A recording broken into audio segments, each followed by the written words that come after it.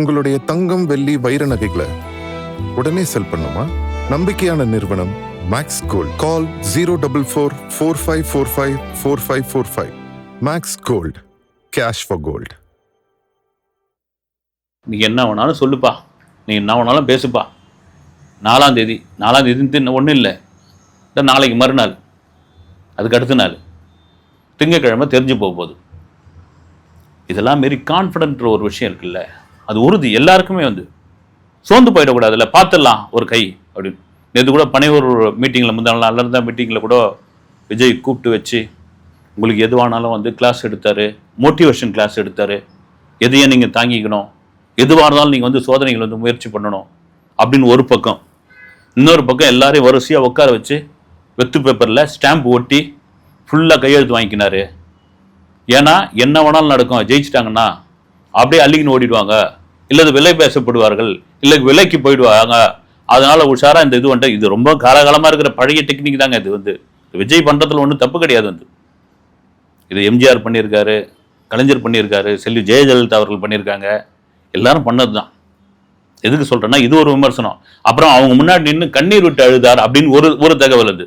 நீங்களாம் யாரும் விலை போயிட மாட்டீங்களே, உங்களெல்லாம் கஷ்டப்பட்டு கொண்டு வந்திருக்கிறேன், நீங்கள் ஜெயிச்ச உடனே கோடிக்கு மயங்கி யார் பின்னாடி ஓடிட மாட்டீங்களே, இல்லை சட்டமன்ற உறுப்பினராப்பா ஆக்கணத்தை நான் தான், இந்த கட்சி எதுவும் பண்ணிட மாட்டீங்களே அப்படின்னு கதறி எழுதாருன்னு. என்ன சாமி சரி ஓகே, அவங்களுக்கான சோசியல் மீடியா, அவங்களுக்கான தளம், அவங்களுக்கான ஊடகம் என்ன வேணாலும் பேசிட்டு போயிடுவாங்க. அதையெல்லாம் மீறி திரும்பவும் சொல்கிறது தான் ரிசல்ட் வரட்டும்பா.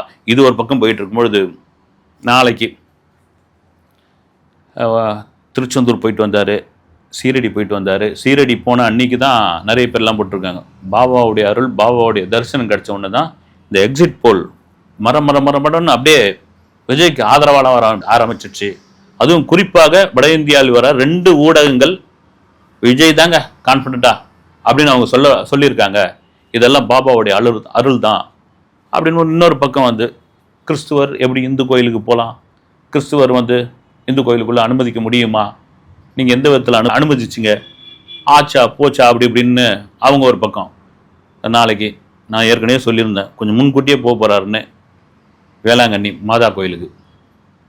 அது அவர் சின்ன வயசுலேருந்து போயிட்டு இருக்கிற அவங்களுடைய படம் ரிலீஸ் ஆக போகுதுன்னா முதல் நாள் அப்போல்லாம் பொட்டி தான், ஃபிலிம் பொட்டி, அதை கொண்டு போய் அந்த மாதா முன்னாடி வச்சு பிரார்த்தனை செய்துவிட்டு எஸ்.ஏ. சந்திரசேகரும் விஜயம் வருவாங்க. அப்படியே பக்கத்தில் நாகூர் தர்கா, புகழ்பெற்ற தர்கா நாகூரில், இந்துக்கள் பல பேர் போகிற தர்கா, நம்பிக்கையுடன் போகிற தர்கா, வேண்டுதலை நிறைவேற்றக்கூடிய அந்த நாகூர் ஆண்டவருடைய தர்கா, அங்கேயும் போய் அவருடைய வேண்டுதலை அங்கே நிறைவேற்றாரு. இதில் என்ன இருக்குது ஏன்னா நம்ம மாரி ஒரு சக்தி இருக்குது, கடவுள் நம்பிக்கை உள்ளவர்கள் இல்லாதவர்கள், அதை தாண்டி பிறப்புக்கும் எல்லா உயிருக்கும் எம்மதமும் சம்மதம் சொன்ன பிறகு என்ன இருக்குது, அதை கூட யாரோ போட்டுருந்தாங்க. சரி, அப்படியே நாகப்பட்டினம் டிஸ்ட்ரிக்ட் தானே போகிறாரு, பக்கத்தில் கும்பகோணம், தஞ்சாவூர், நவகிரக டூர் ஒன்று அப்படியே முடிச்சுட்டு வர வேண்டியது தானே. இதெல்லாம் என்ன இருக்குது கேள்வி பண்ணிங்க, நவகிரகத்தையும் போய் வழிபட்டு வந்தானே இருக்குது. நவகிரகம் சயின்ஸு தானே, அது ஆன்மீகத்தை தாண்டி கோள்கள் தானே, கோள்களை வச்சு தானே ஒருத்தனுடைய வாழ்க்கையே இருக்குது. எதுக்கு சொல்கிறேன்னா, இது எல்லாம் விமர்சனமாக அந்த யார் ஒருத்தர் அப்படி மேலே எழுந்து வராங்களோ அவங்க மேலே என்னென்னலாம் விமர்சனம் சொல்லணுமோ அந்த மாதிரியான விமர்சனங்கள் விஜய் மேலே வந்துருச்சு. ஒன்றுங்களா, சீரடிக்கு போனதுக்கு அதை கண்டிப்பாக பேசி ஆகணும். அந்த ஃப்ளைட் டிக்கெட்டு லிஸ்ட்டு போட்டிருந்தாங்க, ஜோசப் விஜய், ராஜேந்திரன், ஜெகதீஷ், அப்புறம் ஒன்று ஃப்ளைட் ஓட்டினவர் இதெல்லாம் பண்ணி, அப்புறம் விஷ்ணு ரெட்டி, அப்புறம் 2 லேடி பேர், என்ன ரெட்டின்னு இருந்தது.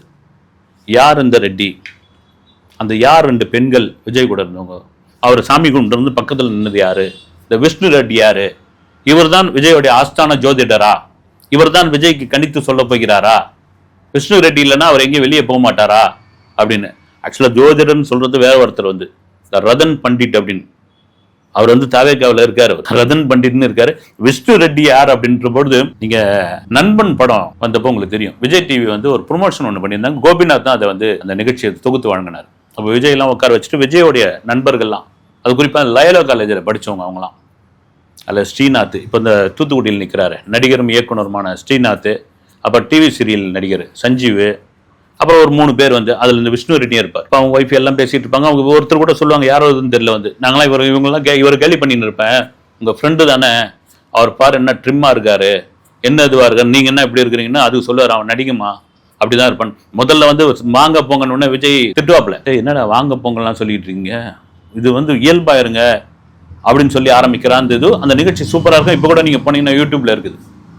அப்படி அதன் பிறகு அவங்க வந்து அரசியல் இல்லாமல் குடும்ப ஆலோசகராகவும் குடும்ப நண்பராகவும் இந்த விஷ்ணு ரெட்டி மாறி, அதன் பிறகு இந்த தவேக கட்சி ஆரம்பிச்ச பிறகு கட்சியினுடைய உள்ள அந்த நிர்வாக பொறுப்புல எதுவும் இல்லாம ஆலோசகரா, ஏன்னா இடையில என்டிஏ கூட ஒரு கூட்டணி வைக்க போறாரு விஜய் தாவேக அப்படின்ற மாதிரி ஒரு பேச்சுவார்த்தைலாம் இருந்து, ஒரு பேச்சுவார்த்தை நடந்ததாக கூட ஒரு தகவல்லாம் இருக்குது வந்து ஹைதராபாத்தில். அதுக்கு மிக முக்கிய காரணமாக இருந்தவர் விஷ்ணு ரெட்டி தான் அப்படின்னு. ஏன்னா புஷி ஆனந்த், ஆதவ் அர்ஜுனா, ஜானு ஆரோக்கியசாமி, விஷ்ணு ரெட்டி இவங்க 4 பேர் தான் போய் பேசுனதா கூட ஒரு தகவல் இருக்கு. சொல்றதுக்கான காரணம் என்னன்னா, அவர் எங்களுடைய குடும்ப நண்பர், ரொம்ப காலமாக இருக்கிறாங்க, அவர் என்னுடைய நண்பர், இதில் போய் என்ன இருக்குது வந்து அதுக்கு யார் அவர், இங்கேயும் தெலுங்கு வந்துருச்சா, இங்கு ரெட்டிகள் வந்து விட்டார்களா, இங்கும் நாயுடுகள் வந்து விட்டார்களா அப்படின்னு போட்டு, அது ஏன்னா ஜெயிக்காத முன்னுக்கே இப்படி, தேர்தல் ரிசல்ட் தெரியாத முன்னுக்கே எப்படின்னா, ரிசல்ட் தெரிஞ்ச பிறகு என்ன ஆகும், அது வெற்றியோ தோல்வியோ, ஏன்னா நம்மளால் எதுவுமே கணிக்க முடியாது. மக்கள் மனசுல என்ன இருக்குதுன்னு, என்ன இருந்தது, என்ன அவங்க வாக்களித்திருக்கிறார்கள் என்பது நீங்க எத்தனை எக்ஸிட் போல் வச்சு நீங்க சொன்னாலும் நிச்சயமா அது இந்த தேர்தலை நீங்க கணிக்கவே முடியாது. அதுதான் நிதர்சனமான உண்மை. இதெல்லாம் மீறி இந்த விஜய்க்கு எப்படிப்பா திடீர்னு இந்த அரசியல் ஆர்வம் வந்தது, திடீர்னு எப்படி வந்தது அப்படின்னு சொல்லியிருந்தாங்க. சில பேர் என்னன்னா, அந்த துப்பாக்கி படம் ஆரம்பிச்சதுலேருந்து, துப்பாக்கி படத்துலேருந்து பார்த்தீங்கன்னா அவருடைய இந்த அரசியல், அந்த படங்கள் பூரா அரசியல் சம்மந்தப்பட்டதாகவும் சமூக கருத்து உள்ளதாகவும், ஒரு ஹீரோ போய் வந்து ஏழை மக்களுக்கு உதவி பண்ணுற மாதிரியும் இப்படிலாம் இந்த மாஸ் ஹீரோக்களுக்கு எல்லாருக்குமே உண்டு. அது விஜய் மட்டும் இல்லை, அஜித், ரஜினி, கமல் எல்லாருமே நடிச்சிருக்காங்க. ஆனால் நடிகர் தாமு, விஜயோடைய நண்பரும் அவர் என்ன சொல்கிறாருன்னா, இது இப்போ கிடையாதுங்க, அவர் முதல் படத்துலேயே ஆரம்பிச்சாச்சு, நாளைய தீர்ப்பு சமயத்திலே. ஏன்னா நாளைய தீர்ப்புல நானும் நடிச்சிருக்கிறேன், விஜயோட முதல் படம். அப்பவே வந்து ஷூட்டிங்கில் இருக்கும்போது அங்கெல்லாம் ஏழைப்பாடிங்க யாராவது இருந்தாங்கன்னா திடீர்னு போய் என்ன பண்ணார், ப்ரொடக்ஷன் சொல்லி ஒரு 10 சாப்பாடு ஆர்டர் பண்ணி கொடுங்கன்னுவார். திடீர்னு ஒரு நாள் வந்து சேலை வாங்கி கொடுக்கறது இல்லாதவங்களுக்கு. இந்த வேலையை அப்பயே ஆரம்பிச்சிட்டார் அவர்.